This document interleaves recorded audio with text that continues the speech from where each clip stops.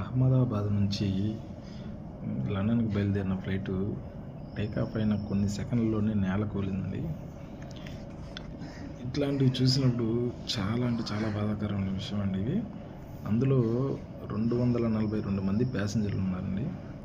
169 మంది మన ఇండియన్స్, 53 మంది బ్రిటిషియర్స్, 7 మంది పోర్చుగీస్ వాళ్ళు, ఒక కెనడియన్ ఉన్నారండి. అందులో అదిగాక అది జేబీ మెడికల్ కాలేజ్ మీద కుప్పకూలడంతో 24 మంది మెడికల్ స్టూడెంట్స్ చనిపోయారండి. ఇందులో ఒకే ఒక అతను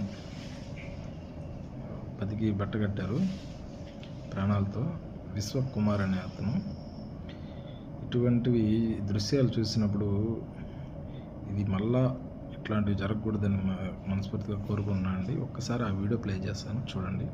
ఎన్నో కలలని ప్యాక్ చేసుకొని లండన్ లో డిగ్రీ చేయాలని వెళ్తున్న ఒక ఆశ, సంతోషంగా సెటిల్ అవ్వాలని వెళ్తున్న ఒక సంకల్పం, హ్యాపీగా గడిపేసి వెళ్తున్న ఒక జ్ఞాపకం, అనుభవించక ముందే రక్తపాతంలో ఆవిరైన క్షణం. మీకు ఇంకా అర్థం అవ్వలేదా లైఫ్ ఎంత సింపుల్ అని? ఎక్కడికో వెళ్ళవలసిన ఫ్లైట్ ఏదో ప్రాబ్లం వల్ల ఫెయిల్ అయ్యి ఏ మాత్రం సంబంధం లేని అన్నం తింటున్న మెడికల్ స్టూడెంట్స్ పైన పడి లోపలున్న ప్యాసింజర్స్, తింటున్న స్టూడెంట్స్ అందరూ చనిపోయారు. అంత సింపుల్ లైఫ్ అనేది. తిరిగి రాలేరన్న నిజం నమ్మలేని ఒక కథ, వస్తారన్న తపన, ఎప్పటికీ అనుకున్న ఎయిర్పోర్ట్ కి చేరలేని ఎయిర్ ఇండియా ఫ్లైట్.